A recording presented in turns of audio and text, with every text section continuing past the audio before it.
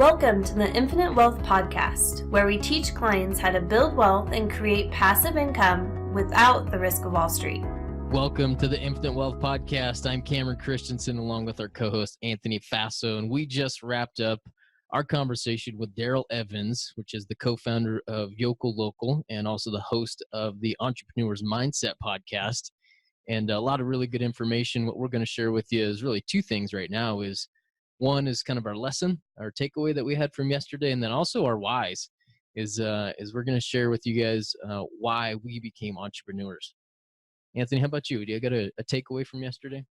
There was a lot of good stuff that Darrel had shared. And if I had to pick one thing, I think it would be that you need to cast a vision. Before you make that jump, you need to be able to visualize and ideally write it down, what it is you want to do, how you're going to get there. And then if you keep that vision ahead of you and that you can keep that being your focus, that's going to tremendously help you achieve that vision.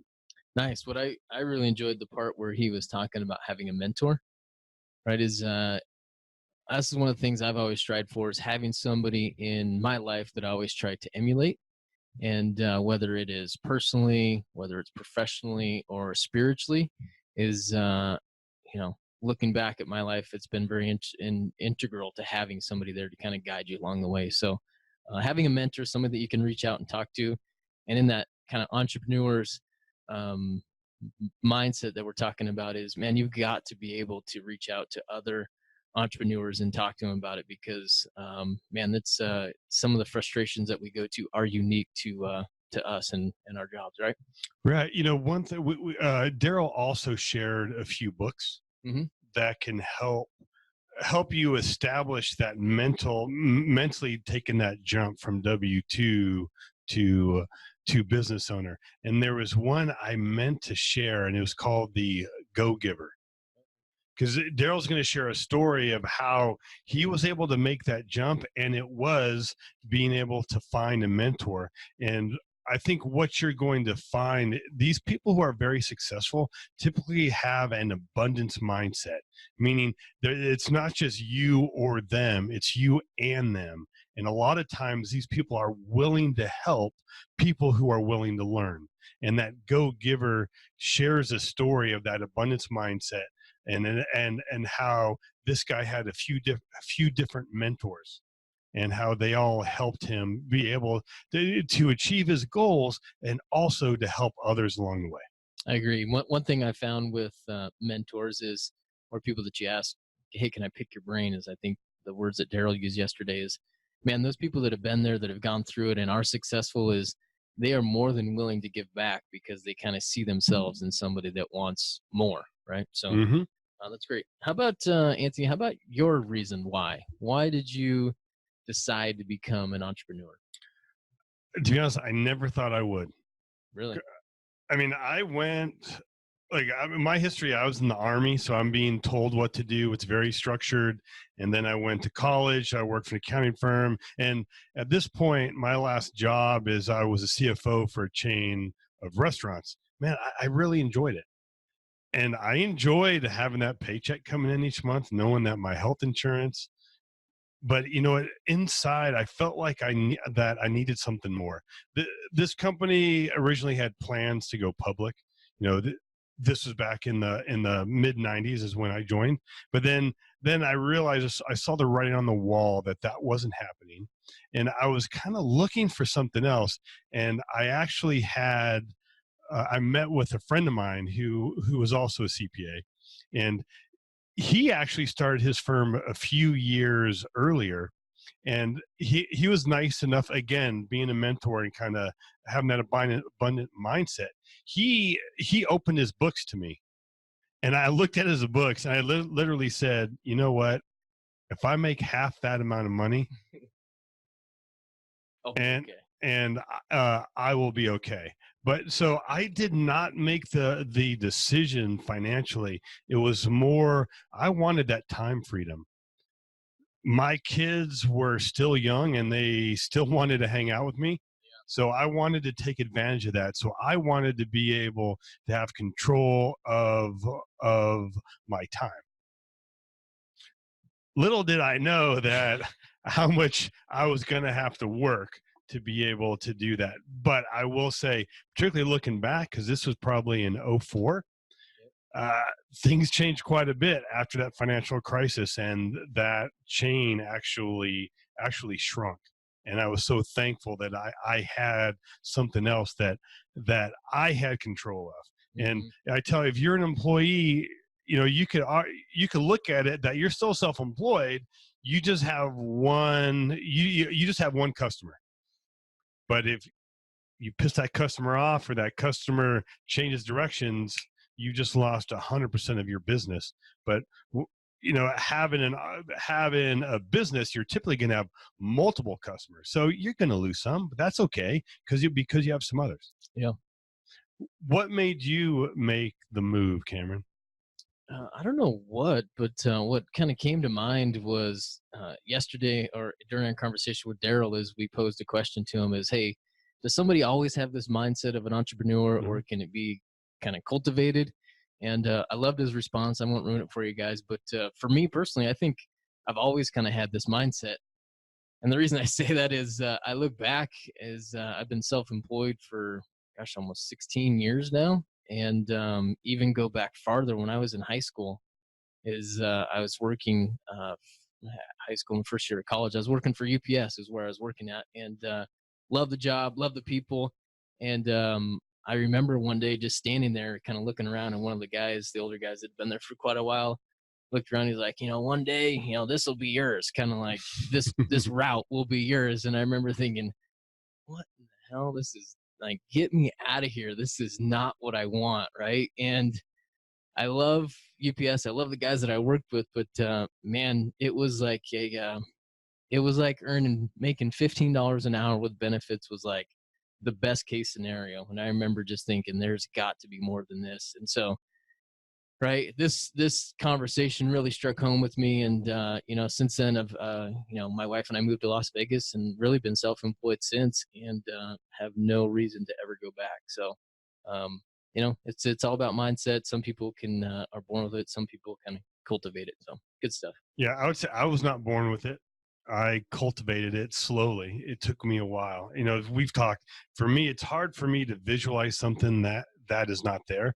I can visualize a little bit ahead, but this has been challenging to kind of visualize, to really be able to visualize the life I want to live, but if you can take those blinders off, is awesome. And, and I'm glad we had this, because I know we've had a lot of our podcasts have been about the infinite banking concept, real estate, but this one really is one of our pillars of wealth, is investing in yourself. And if you want to be not happy where you're at and you want to make a move, you need to get the mind right first before you take action. And Darrel has done it, and he shares some resources for you to help you make that move. Awesome. Great stuff. Enjoy the episode. Welcome to the Infinite Wealth Podcast. I'm Cameron Christiansen. I'm here along with our co-host, Anthony Faso. And in today's episode, we are going to be addressing how we can develop the mind shift from a W-2 employee to an entrepreneur. And with us, we have our guest, Darrel Evans, co-founder of Yokel Local and host of the MindShift Podcast. Welcome, Darrel. Thanks for having me, guys. Appreciate Absolutely. it. So, Darrel, let's jump right in. With a lot of our listeners, again, our goal is to achieve financial freedom. And just as Robert Kiyosaki says, that's passive income being more than your expenses. So a lot of our listeners, they're might be just be getting some passive income, or they may be a W-2, but they're looking for some ways to start creating some income, whether it's passive income or creating a business. But there's a lot more that goes into it than just learning a system or buying a course or something. It's a lot of it has to do with what's up here in our mindset. Absolutely.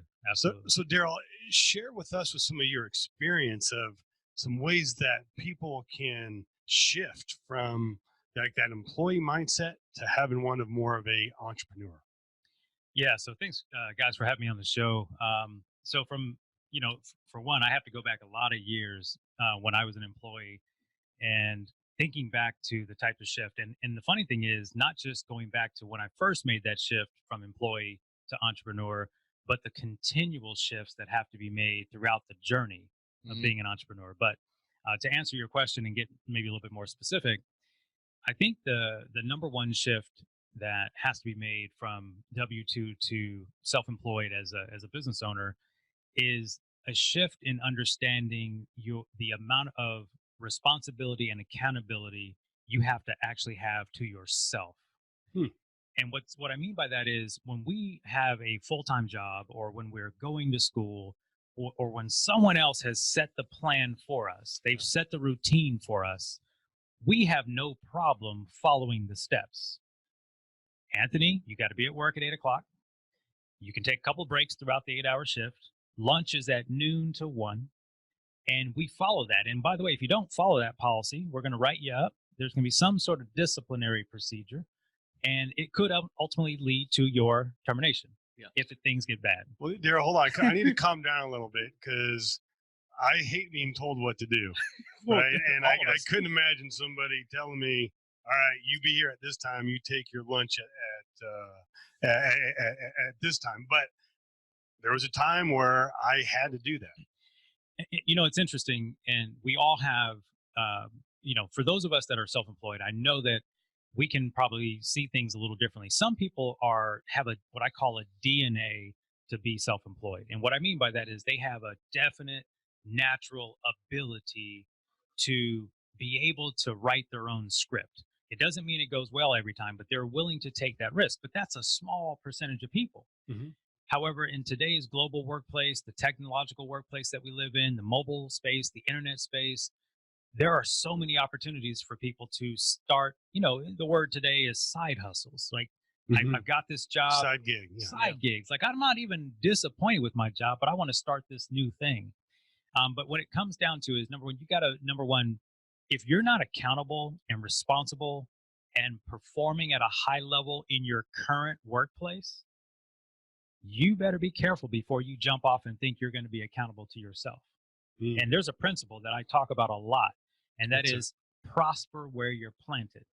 So when I talk, what I mean by that, and it's a spiritual principle, but when people talk to me about wanting to start their own business and grow something, a side hustle or a main business, transition careers, and I talk to them about their current place and they're complaining, they're in a bad place there, and it's everybody else's fault, and it's the boss's fault, and the company changed, and so merged over, and they eliminated our department. I'm thinking, ooh, let's be careful now, because look, if you're doing all that complaining, what happens when you own this joint, right? And so I always say that that's another little small key, and that is, are you really being the best you can be where you currently are planted? Because if you go on your own, all the gloves are off, and it's all on you. I agree 100%. And in preparation for this podcast, that was one of the things that I'd written down that kind of comes along with it was accountability. At the end of the day, as a small business owner, everything is dependent upon you and your performance. And what's funny, I think, is that when I hear clients talk about making that transition from kind of that W-2 position to potentially being an entrepreneur, and the assumption is that they're going to have more time. Oh my God. That's a misnomer. Oh man, it's jeez. Anthony and I and yourself have been self-employed for years, and I spend more time working on this than I ever would if I was working for somebody else. 100%. So 2 points you made. Number one, you are 100% responsible when the business doesn't perform the way it needs to. Yep. A lot of times when you work for a company, there are teams and there are other people that are responsible, and there may be other departments and you might be able to sort of get away with that. But when you are the sole practitioner and you're making the leap from W-2 to, you call the shots. Well, guess what? When you call the shots, when it doesn't go right, it's all on you. Don't look left, don't look right. It's all on you. And how do you feel about that today? So if you're in a workplace where you're actually sort of pointing fingers, or you're not always taking responsibility, then that's a sign that there needs to be some growth and some development in the MindShift area before you jump out on your own. In one of the books that we use is a lot. The foundation of our advising is kind of built on one of the books, but the example that he gives is of a pilot. The pilot's flying out of Birmingham, Alabama, and he's trying to get to Chicago, and he's flying into a headwind and then a tailwind, and then he's in the eye of the storm. And one of the lessons that we're kind of talking about here is, man, as a small business owner, there's always those course corrections along the way, right? It is never a set it and forget it. And to be able to identify those course corrections and then implement it is night and day. Right. And then also is having the humility to say, hey, this isn't working. Right. Absolutely. There's that's a great point. I think as an entrepreneur, when you're getting ready to make the shift, you've got to be willing and you've got to be okay with failure. Like, unfortunately, the truth, and it's easier said than done. Like, most of us in the human spirit want to win. Like, no one wakes up and says, hey, Anthony, it's okay if we don't come in first. Like, no player on a team in sports ever has said that, right? Like, and if they do, I don't want them on my team. Right. I'm just playing for the 8th place trophy, right? No one's doing that. Yeah. So I think that's another, aspect of it, of that shift. And that is, you are going to fail. You actually have to be really comfortable with things not going your way. Now, it's interesting because the more things don't go your way, assuming that you're willing to course correct, like you were just talking about, get education, get around people that have walked the path, because entrepreneurship shouldn't be a solo journey also, right? You should always, we were just talking about masterminds before we started recording. Yeah. You can't do it alone. While you're ultimately responsible, there are ways to get it done. I say on my show a lot that there is no reason trying to reinvent the wheel for whatever it is you're trying to do. Right. There's someone else who's probably done it. So the question is what are you going to pay them? What are you going to have to do to get around them so you can get their secrets? And I remember, just funny quick story, 2002, 2001, I was brand new into the mortgage industry at that time. And there was a goal that I had set for myself. And there was someone in the organization, in the company. We were all independent contractors, which means we were self-employed. The company didn't do anything for us, no benefits, no pay, no nothing. You had to generate your own business. And there was a guy, his name was Bill, and he was doing just an obnoxious number of residential mortgage loans at the time. And I'm like, man, I'd like to do that, because it really was one of my goals. So I looked around the room. There was no one else doing that number. I said, I'm going to have to find a way to get around this guy. Yeah. And I'm thinking, I don't know what it's going to cost. And here's the funny story. I was afraid to go up and talk to him, to be honest. You get intimidated. When you're around super successful people, you get a little intimidated. Cameras was intimidated for the longest time when he wanted to ask me for some advice. So he can totally relate. I didn't mean to interrupt. Go ahead. Sorry. So 2001 or 2002, I'm in the gym working out, and I see this guy, Bill. And I'm thinking, gosh, this was meant to be. So I walk up and I say, hey, Bill, I don't know if you know me. We met briefly in the office. And I literally asked him, I said, hey, can I take you to lunch? And I asked him something today that I actually hate. I hate the phrase today. Pick your brain. Yeah, I hate it. So I asked him, I said, hey, Bill, can I take you to lunch, pick your brain? He was like, sure. And so first of all, I was surprised that he said yes. So anyway, we picked lunch. And by the way, at this time, I'm starting the business. I'm relatively broke. Let's be 100% clear about that, right? You starting on the ground. And by lunch, you meant coffee, right? I mean, no, I said lunch, didn't realize. And so he picks the lunch location. I get there. I'm kind of new to this restaurant. And I get there, and I knew I was in trouble the minute I saw that the menu didn't have prices on it. Oh, yeah. I was like, oh, my gosh, This is a big disaster. He read it on my face. He saw it on my face. He saw a look on my face, and he took care of everything, including my valet ticket. What a guy. It turned into a mentorship that led me to 1 year later teaching 80 loan officers about how I had gotten successful over the previous 12 months. Yeah. And if it hadn't been for my willingness to go seek out advice from someone else who'd already done it, and it happened, he could have told me no, of course, and it just works out. But so entrepreneurship, the message to that story is, don't think you have to go at it alone, but you are 100% responsible. Yeah. Oh, I got so much I can add there. Anthony's got his hand raised. I'm jumping in. I'm not raising my hand, but go ahead, Cameron. You were talking about humility, right? What I was going to talk about is you have to be humble if you're going to learn, right? You can't come from a place of arrogance if you're trying to learn something. Correct. I was listening to a sermon from Stephen Furtick and also T.D. Jakes, and one of the things that they said here is, if you don't read, you can't lead. That's so good. And that's so good. when you're reading is right, you got to be humble. You're reading somebody else's ideas and to absorb them and then turn around and give them to other people that's coming from a place of humility. So I want to add that. 100%. What I think was interesting of what you did is that you wanted to talk to this guy who was a high producer, right? But we're all a little intimidated, like as Cameron can share. But what you I'm did intimidated being on this show. what you did and what I love is you didn't just sit there as like, man, I wish Bill would come and just invite me out to lunch. Right. You had an opportunity and you jumped on it.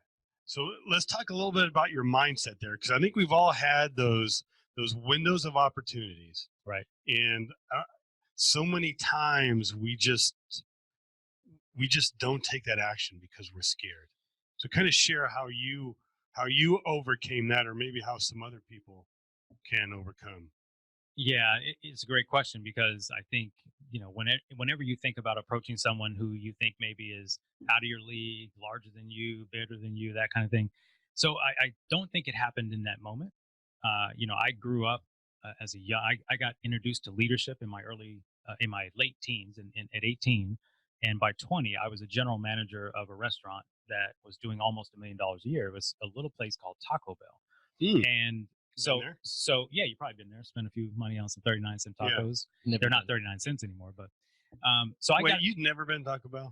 I'm coming. I'm calling. Yeah, Okay. That was my favorite food in college. So I wasn't new to leadership. So I had already been building the muscle of talking to people that I maybe didn't know, leading people, managing people. At one time during that little stint, I had 53 employees at 2 stores at one time. So I wasn't a stranger to human interaction.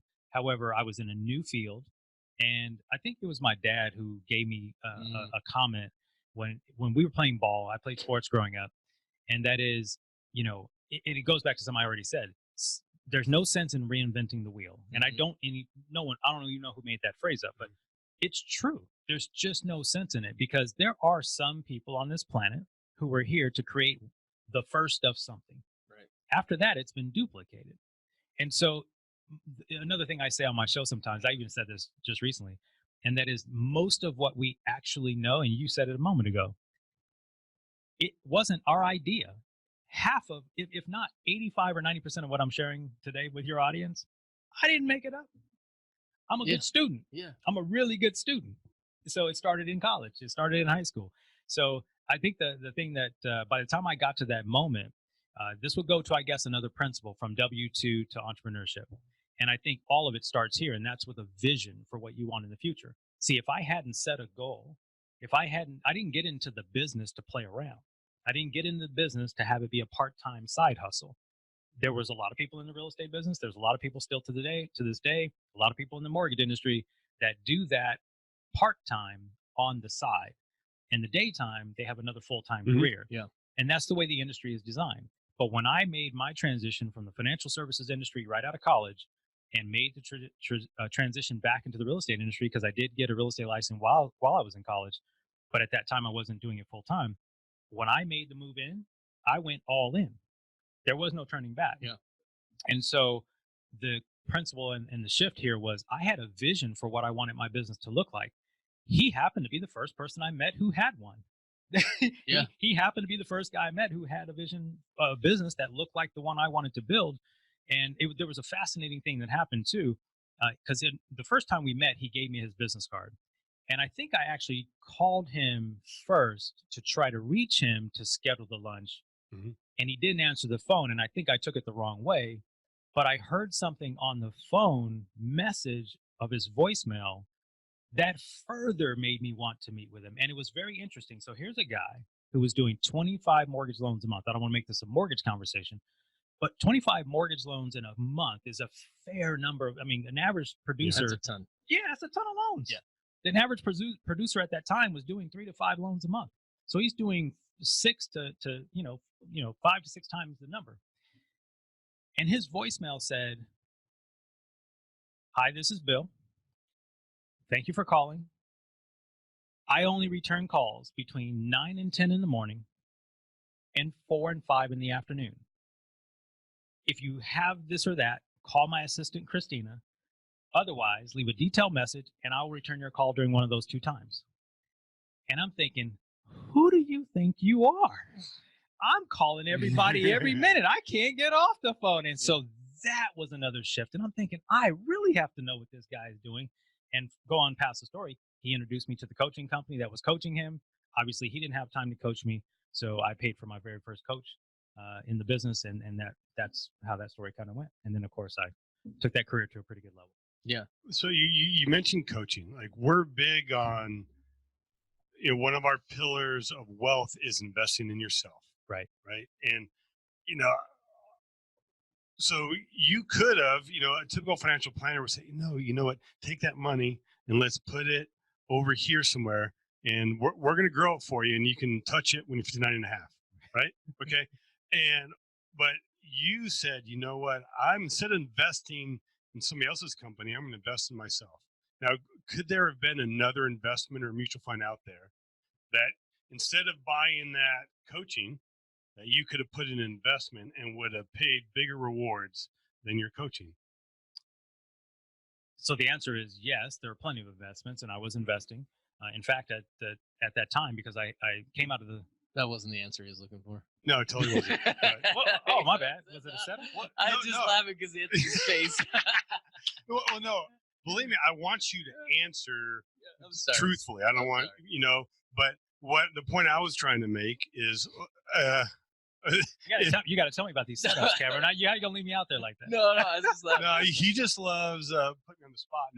Now my face is all red, but hopefully you can't tell your podcast. Your brand is red. So yeah, exactly. That's what it is. It's my brand. But you could have taken. How much was the coaching? This community? $4,000 a year. $4,000. Not to mention the live event. Okay, that's a lot of money. So another $800. Right. Okay, so you could have put that into. You could have bought a mutual fund or an investment. Yes. But instead, you chose to invest in yourself. Personal development. Right. Okay. Was there investment out there? And maybe there was. Like, you could have put in this magical mutual fund. Is there one that could have produced more income than what the added revenue and sales you created by investing in yourself with the coaching program? Cameron, was there? I'll answer so Anthony quits asking. It's a trick question. But the answer is no, right? It's personal development. No, I think So if I say this to a lot of people, I have been an investor in personal development since I was 20, with a little book that everyone knows from a guy named Anthony Robbins called Unlimited Power. That was my first step outside of any spiritual, religious growth, right? Unlimited Power, Awaken the Giant Within. Then it became Zig Ziglar, and then I could just go on and on. Les Brown, Jim Rohn. I mean, just go on and on. Brian Tracy, So for me, in fact, if you ever rode in my car, and my kids could attest to this day, if you ride in my car, there's a time when I'll have Spotify on today, or back in the day, it would have been a cassette tape. Yes, I'm aging myself. A CD. But for the most part, I am in the car a lot, traveling back and forth to the office, to work. Back then in the real estate and lending industry, you're in the car a lot. So I just used my car like a university. I just did. Yeah. And today it's podcast, right? So I'm listening to you guys' show and I'm consuming this content. So the answer is, there is nothing that will pay more than your own personal growth and development, in my mind. I agree 100% with you. And that was kind of I think where Anthony's trying to go with it, was that's difficult for a W-2 employee to kind of wrap their head around, right? Is what we're trying to get people to understand is that you've got to develop a skill set. Yes. Right. And that's what that investment for you was. It was a skill set that gave you confidence, that, man, that put you up on stage and in front of people and started to gain that revenue. So, one little comment about that. And this is something for those who are W-2'd and go to the entrepreneurial side, is when you make that shift, your circle of people that you can rely on shrinks. Oh yeah. It shrinks. Yep. And the people that want to give you advice are not qualified. Right. Yeah. So it becomes a small pool. Entrepreneurship, number one, there's a statistic that I quote a lot, and it's something that I do in my own personal mission and how I do my consulting with our company. And that is that the studies are out there, but 90% of most businesses fail in the first 5 years. Yep. of the 10% that make it past the 5th year, only 10% of those make it to the 10th year. And then of that remaining pool, and this comes from a business survey, less than 7%, I think it is, or only 3% of them even make $1 million a year in gross revenue. Yeah. So there's this misunderstanding about business itself. It's easy to start a business. It's hard to grow one. Yeah. And so, these disciplines are really, really important. And if you're not working on yourself, so let's talk about that for a second. Is just right the high incidence or high occurrence of failure of starting your own business, and what comes along with that, and what's needed to perpetuate your business down the road. Right, is one of the adjective that keeps coming to mind is the idea of resiliency. Right, is as a small business owner, you're going to get beat up along the way. Yes. Right, and it's your ability to just keep coming back and coming back, regardless of what happens to you. Because I was just talking to my son, Declan, he's 9 years old now, and he came back and he was talking about the additional homework that his teacher was giving him, and I was like, man, and he was kind of complaining about it, right? He's 9 years old. He's like, I don't want to do extra homework. I'm like, okay, man. He loves like puzzles and stuff, and I'm like, okay, this is how I want you to think about this. I was like, all school is a series of challenges, right? And you're going to complete a challenge, and I guess what your reward is going to be next? Another challenge. A newer, bigger challenge. And I go, but every time you come over, you complete one of these things, is you have now got a skill, right? That's going to prepare you for the next one. And I was like, guess what life is? Right? I'm like, life is a series of challenges. And good. I go, once you complete one, guess what you're going to get? You're going to get another one, right? And another one. And I go, it's the same thing in business, man. I was like, so what we want to do is we want to embrace these challenges. Right. And so over the course of a year, we want to get through as many of these challenges as we possibly get. It's the same thing in business. Absolutely. Yeah. Great. No, that was good, Cameron. Don't act so surprised. Yeah, I was going to say, you act like you don't say nothing good on the show. No, you said it, not me, Darrell. But I've listened to enough shows. I know who says good stuff. When Cameron is a good family. You both are. You both are. Don't undercut yourself on that. You both are. Yeah. Moving along. Okay, or we can still talk about me. No, I'm just okay. So, what are some ways that we can help make that mind shift? There, would you say? I mean, a lot of it is internal. Like, I mean, is this something? Would you say people are born with of being an entrepreneur? I do think there's some percentage, but not the largest percentage. I don't think the largest percentage are cut out for entrepreneurship, and that is okay. Like that's something you should be okay with. So there's some character traits that if you have not left your W-2 situation, there are some things and some characteristics. You guys have been entrepreneurs. You guys add in as well. There are some characteristics that I think you just have to know in other areas of your life. If you can handle them in your other areas of your life, then you could probably handle them in entrepreneurship, right? So one of them is uncertainty. Like to the point, can you handle uncertainty in your current workplace? If, for example, you have been used to doing X, Y, Z in your workplace, and a new manager comes in and changes the entire operational procedure, are you going to lose your mind? Or are you going to say, well, the old way was the old way. I'm not sure who this new joker is, but my responsibility is to follow the policies and get used to the new. So that's one thing. Uncertainty is interesting. Another one is discipline. I mean, we've talked about it a little bit before, but do you keep your word to yourself? And I mean on the little stuff. Me and my daughter have a conversation. My daughter's 15. She goes to LBA. And we have this conversation back and forth a little bit. And it's about the silly stuff like cleaning your room, doing your couple of little chores around the house, the things that she's responsible for. I'm not here to put her on blast by any means, but I simply said to her, like on these little things, to your point of how you were talking to Declan, I said, Jay, here's the interesting part. When you say you're going to take out the trash, clean your room, put up the dishes out of the dishwasher, and then I come home and that's not done, and you say, oh, I forgot, that's not keeping your word. I said, so when I drop you off at piano practice and I don't show up at 5:35 and you're sitting out in the dark, is it okay if I show up at 7 and say, oh, I forgot? Yep. And that's a little thing, right? But I try to make these understandings. So when I say, are you willing to keep your word to yourself? I look at things like that. And so so that's another key point. We could kind of go on, but I mean, I don't want to go on this long tirade, but those are some really, really important. The other one is, can you set a vision? Can you actually see something in the future without it being here? Right? We all read from a book that I think is pretty similar, and that is, you've got to have, without a vision, people perish. And the word perish isn't necessarily meant life off earth perish, but if you don't have a vision for where you want to go and be able to be really crystal clear about what it could look like, and then have a belief without any material proof, that's a special gift. It really is. To be able to, we're sitting in your beautiful podcast studio, we're sitting in your beautiful office here in Vegas.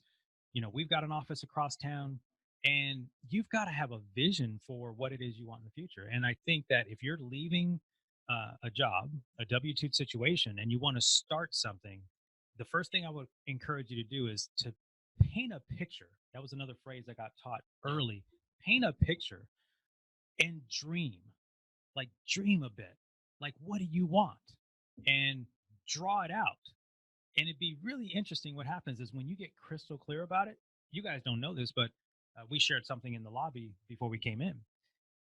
What I told you about part of my 3-year plan actually started in 2006. Okay. It started in 2006. So there was a revision of my vision in 2006. And I just shared with you guys something outside that has a 3-year time window on it for this point of it. But when it happens, someone's going to be like, wow, how did Darrel do that? Well, it took 17 years to do it. Yeah. It didn't happen overnight. It took 17 years. And so I think that's a part of entrepreneurship that gets missed. To put it on a big scale, you look at a company like Amazon, and, we could sit here, and whether you like Jeff Bezos or not, I mean, the reality is he had a vision for what he wanted to build. Steve Jobs and all the big entrepreneurs. So, that is a great point. When we talk about vision, and it also couldn't relate to goals. And again, Tony Robbins had a quote, and I may be a little bit off, so correct me if I'm off. I'm talking to you, Darrel. I don't want you to correct me, Cameron. But I think he says I'm that glad I'm between you two. You guys might be bowing each other or something. that we overestimate how much we can do. I don't know if it's a day or a year. I think it's overestimate what you can do in a year, underestimate what you can do in a day, or 3 or something now. Yeah, either way. Between us three, I think we'll get it. We're way somebody Google it, man. We all got these phones. The bottom line is we overestimate what we can do in the short period of time, but we underestimate what we can do over a longer period of time. And for me, that vision, it's hard for me. It's hard for me to envision what is not there. And part of it is we have these blinders on, these self-imposed blinders, that we have these limits of what our life can be. And what has helped me kind of break those blinders is by circling around other like-minded individuals. Like, we spent some time together. Yes. Cameron and I, we have some other peers that can push us because they may have this vision. I'm like, you know what? There's no reason why I can't do what he or she's doing. Right. And so we need to be around other like-minded individuals to help us see that vision and to help us be successful. 100%. I agree. Absolutely. One of the things that they were talking about, just being an entrepreneur and kind of toiling in obscurity, is that you can certainly get frustrated because, hey, I'm not there yet, right? I'm not there yet. And again, just kind of back to that series of challenges is your success, right, that is coming inside the next 3 years was not achieved overnight, right? It's day in and day out. And so, I mean, it's a target. Yeah. It's 100% a target. And that's the other side of it is you have to be, you have to have a vision, you have to have a plan, but you got to be flexible in your approach. Yep. Right. And what that means is I believe in a couple of things. Number one, learn what it is that you should set your vision, then learn how to execute your plan, put your plan in motion, review the plan, and course correct on the plan. And then guess what? Repeat the whole process. There's no real secret to it. There's no magic to it. It's just a process of dedication and commitment. And again, the key is find the plan that someone else has built that works. I mean, why do franchises work? Let's just they got a good business model. They work. Yeah. They give you a system. Systems. They give you a system. Proven. And the reality is, the reason why a lot of entrepreneurs go from a lot of people go from W-2 to entrepreneurship and fail is because they leave a system, right, that they complained about. Yeah. Right. They complained about the system, but the system was put together, which is why that company was successful. And then they leave and don't understand that they left a system and don't have one. And so when people go to franchises, the reason why a lot of those work is because the systems have been put in place. I remember one of the early lessons I learned about my years at Taco Bell was about franchising in general and about systems, is that you want to remove, I forget the exact phrase, but systems remove human discretion. See, when people can make a decision about whether I do this or that, and the outcome now has a probability. Yeah. And that probability means it could go right or it could not go right. Yeah. But when we were back in that system, and I learned, and again, this is the challenge, because even though we're in our ninth year running this marketing agency, we are still every week putting together these systems because we aren't a franchise. We're building our own playbook. Yep. But when you buy a franchise, they tell you to do this. They tell you what sign goes on the window. They tell you how to greet the customers. They tell you how to order the food, where to order it from, what the price should be. And then your job is to follow it. And I think that's the big challenge with people that make the shift is if they don't have a coach, if they're not around the right people, and they haven't invested in a proven plan, that leads for some challenges. We've talked, you mentioned systems, and we talked a little bit in the lobby about Robert Kiyosaki's different cash flow quadrants. Big fan. Do you want to explain those and then maybe add in how important systems are? Yes. Yeah. So talking about and your audience. I'm totally putting you on the spot too. No. One of the reasons why I love you guys is because I studied Kiyosaki. He was, I think I read the book early in the mid 2000s, very much believed in that, and realized in 2004 or 5 that what Robert Kiyosaki talks about is the E quadrant, the S quadrant, the B quadrant, and the I quadrant. And if we had a board, of course, that would be a cross in the middle, and the E in the top left corner, then S, then B, and then I. And what we were talking about outside is this. Would you mind explaining what the E and? Yeah, so the E stands for an employee, someone who's in that quadrant is an employee. They have a job, they're W-2, they're salaried, traditional, work 40 hours, 60 hours, whatever's required, traditional benefits, typical thing. The S quadrant is someone who is considered self-employed. That may be someone who left the W-2 world and started a business, or traditionally, I think more, you guys know Kiyosaki's work a little bit better than me, is going to be more like a business professional who is certified, maybe an accountant, a lawyer, a CPA, someone who's gone through a longer educational period and has come out a professional. They're going to almost always fall into the self-employed category. And then he talks about the two quadrants, though, that are really most exciting. And again, where my shift came in is the B and the I quadrant. The B quadrant is a business owner. And I think this is where, you guys in your work, you probably hear this all the time. This is where what we see with our clients and with business owners that come in and work with us is that they think that they're a business owner because the business has grown to $5 million or $10 million, but yet we still classify them as S's. And what we were talking about outside is, and I think the way Kiyosaki talks about it is in the B quadrant, the business either buys or creates systems that run independent of the owner of the business, right? And so one of the goals that I was coached into, where we're still working our company, and one way to measure whether you're a business owner or not, at least one small definition, and that is can you leave your business for 1 month, 30 calendar days, and not only does nothing not go wrong, but things would have happened status quo or even better than if you had been there. And then the bigger, loftier goal is when you've made it, I guess, is when you can leave the business for a year and the business is better when you return than when you left. And then, of course, the I quadrant is in the investor quadrant. So the goal of having a business owner is the business is still running, is still successful if you're not in there for a year. Yeah, well, that's the if you're not there. That's the lofty then side, you know right? what I think Cameron made it. I think Cameron made it if he was gone for a year. He's throwing you out the bus. No, totally Actually, it sounds teasing. like a well-needed vacation coming up. Hey, man. No, totally teasing, Cameron. It would not be the same without you. But the hard part is that B quadrant is building or buying or creating systems. So when you're buying a franchise, you actually are buying a system, right? The only problem with buying franchises in many cases is most people that buy franchises also end up operating them, which actually, in my mind, put them back in the S quadrant. Yeah, you're buying a job. You're buying a job. Yep.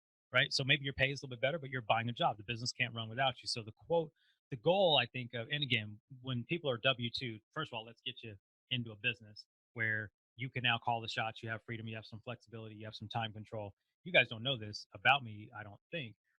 Anthony, you might know a little bit more, but part of the driving force for why I have remained an entrepreneur through all the ups and downs, because it ain't always been pretty. It isn't pretty even to this day. Let's be clear. So though I have this 3-year goal, and it isn't pretty every day, but the driving force, and goes back to vision, was time freedom, because at age 27, I was separated from my 2 young boys at that time in a relationship breakup. And it wasn't just a breakup. They moved 1,175 miles away. Dang. That was not going to be acceptable for me as a dad to spend time and do the best I could to spend time I couldn't go to someone and say, I need permission to go see my kids for this holiday, that holiday, or that vacation. No, it was not an option. And so there was a motivating factor in that. And it hasn't been always easy, because you have business ups and downs. Obviously, you guys know what happened in the real estate industry and the mortgage industry. I was in the middle of that. It wasn't pretty, but I'm still here. And that's you rebound. And so part of what we talk about in MindShift is the ability to have an inspiration of an idea, a goal, a vision, or a dream, and being able to put the plan in place to realize that. And then, of course, you got to do the work in between. But then also when life knocks you down, right, which it happens in all aspects of life, life's going to knock you down. What do you do when you go from this period of breakdown to get to a breakthrough? And those are the 2 parallels that I live my life on. And I'm always trying to figure out what's the vision for what I want to do, and how am I going to get there? And what's the work required? Am I willing to do it? That's the other question you got to ask yourself. Someone could give you the perfect plan, but then are you willing to do it? Right? I'm a few pounds overweight right now, 7 to be exact. May not seem like much, but that's 6 from the year before. See, now that's in perspective, that's 13. Yeah. Right. But now the question is because I neglected my responsibility to my workouts and to my diet. Now, am I willing to do the work to lose the 13? See, so the plan is easy because I was once that weight. Yep. And it wasn't that long ago. So I think in business, it's the same thing. And when life knocks us down, obviously you're in a different emotional space, and you have to be able to come from sometimes a point of despair. Obviously, in that window of time when that situation happened with me, I had a lot of mind shifting to do.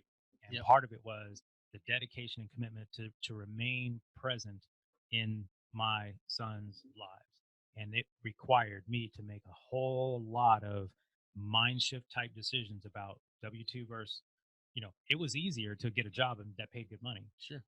But instead, I started a business because I knew that ultimately getting back and forth to Texas, that wasn't a drive up the street. There was some money that was involved. There's time off involved. There's all these coordination. By the way, they couldn't fly by themselves. So there's a lot of logistics. But anyway, those are some of those things that are really critical. The B is that system, creating those systems and or buying those systems. So we're working hard right now in our company to build out those systems for our organization. Here's a little question. What of those 4 categories of the cash flow quadrant, which ones pay the most in taxes? Oh gosh. But if you look at Robert Kiyosaki, what he says self-employment pays the most. And to be honestly, I would argue that an employee does, and partly they don't pay the Social Security and FICA tax on all of their income. Plus, they can deduct cell phones or some other things that you are already paying. But the bottom line is the government is employees pay the most, the least are the investors. Yeah, you pay more on the left side of the quadrant regardless. Yeah. I was going to say, it's amazing how Anthony Faso can take a conversation on mindset and still work in taxes somewhere in there. That's impressive every time. They say the fight leaves the dog, but the dog never leaves the fight. 1,000%. So, Darrel, as we're wrapping up here, because I know you need to go. No worries. What are some things that we have some listeners that are kind of on the fence? I'm really don't want to. I'm tired of being a W-2, but I want to make that jump. What are some things that they can do, or some resources? And one of them, I'm assuming, is your podcast. I would love for them to listen to the podcast. But you're talking about making a jump, though. Yeah. How to make the consideration from W-2? Is getting your mindset right to make that jump. So while I appreciate the plug for my MindShift podcast, I actually believe that, and on the spot, let me see if I can come up with a couple of the books, because I think that I would rather honor these books that have really given me some insight, because again, I'm largely sharing what I've learned from other people who have gone before me and then shared their vision. So part of my mission with the MindShift podcast is to play the role of giving back from the things that now I've learned from information that someone passed on to me. Let me jump in there. You know what I learned in this podcast? Just go ahead, Darrel. Don't interrupt Darrel. He's about to give us I've learned one important thing. Is Darrel and Anthony neither have had an original thought. Everything is from somebody else. There you go. There you go. And what's interesting is it's okay. Yeah, I was kidding. Here's what my mentors told me is that if you take something from one person, that's stealing. If you take things from multiple people, it's called research. Or resourceful. Yeah. Yeah. Sorry, I didn't mean to cut you off. No. Actually, I'm thinking about a couple of books. So someone's in a W-2 seat right now, and they are thinking through how to make this shift. You're talking about MindShift type books, mindset, personal development books. Wow, that's an interesting one. I mean, I'm such a voracious reader of books. I'm just thinking about what's on my shelf that I think an entrepreneur. First of all, I'm gonna give you a great book. You should read the E-Myth by Michael Gerber. The E-Myth by Michael Gerber, Gerber. That would be a book and that book was what my coach gave me in 2002 that began the process of me making the shift. Nice. I got to go ahead and recommend Cash Flow Quadrant, Robert Kiyosaki. Now, that's the second book in his series, so you can read Rich Dad, Poor Dad first, which probably will give you good context, but the truth of the matter, at least unless something's changed, that is his most important book. I agree. That is his most important book. On the mindset side of things, man, Think and Grow Rich, it's a classic. The Power of the Subconscious Mind is a book that doesn't get talked about a lot today, The Power of the Subconscious Mind. And I'll tell you why that's super important to me. That book had a big impact on the way I think, and it helps uncover the other side of our brain and our mind and how it fights against our it runs our life by whatever we've been previously programmed by. And that doesn't mean programmed in a negative way. It just means we've grown up in our family life, in our neighborhoods, in our communities, in our cultures, and we are carrying the stories and the teachings, good, bad, or indifferent, of whatever previous generations have passed down to us. And so not on purpose, but in just the rooting of that mentality may not make you conducive to entrepreneurial thinking. So in some cases, you've got to understand what part of your brain is causing you to think a certain way. And so, believe it or not, while I have 0 degrees or certifications in psychology, having been in business 29 years now, I actually feel like it is the most important thing is to understand your psychology. And if you're going to be in business where you sell to human beings, as long as you're on this planet, as far as who you're selling to, you've got to understand human psychology. So the power of the subconscious mind. One last book that I think would be super critical, and no one really talks about this book, and it's called Psycho Cybernetics by Dr. Maxwell Maltz. I'm trying to give you a couple of books that nobody's really heard of. No, that's great. Psycho-Cybernetics. And it's a book about really your self-image and your self-worth. Because when you're sitting by yourself and things aren't going well, you will talk yourself out of the thing you said you wanted to do if you have not dealt with whatever self-image you have. And that could be good, better, and different. And this has nothing to do with any of those other things that happen in life where you may have gone through some trauma, some abuse, or some other sort of life event where you're carrying that unintentionally. You didn't plan to have it. Yep. So Psycho-Cybernetics, I could go on and on, but those are some really good areas to start. And Anthony, thank you for letting me. But you could also listen to my show, the MindShift Podcast. It's called the MindShift Podcast with Darrel Evans. You can find it on Apple, Spotify. You can find it anywhere you listen, Pandora. We also have a website at www.themindshiftpodcast.com. And it's with me, Darrel Evans. So you could also find all of that in the show notes as well. Yeah, thank you for doing that. Of course. Thanks for being here. Appreciate you it. guys. Thank you for having me. You guys are awesome. Keep doing the great work that you guys are doing. You guys have a mission to. Let me give you some credit, man. Before Please, please. No. You guys have a great mission, man. I love you guys. The work that you're doing. I spent a few years in this space at a college. Coming right out of college, I thought this was going to be my career. It just wasn't my cup of tea. But the work and the mission that you guys are doing to liberate families, to liberate not just families, but generations past those families, to teach them things that are not being taught in school, to essentially help them shift their minds so they can shift their results away from what traditional teaching and culture and sort of the quote unquote today's society talks about. Hats off to you guys. Well, thank you, Darrel. Hats off to you guys. Thanks for sharing some ideas about making that mind shift from W2 to an entrepreneur, and really this goes for an investor. And Darrel, I'd like to have you back at some point, and I'm telling you right now, I'm going to ask you a question. When the next time you come back, I'm going to hold you accountable. You'd mentioned about the 6 and 7 pounds.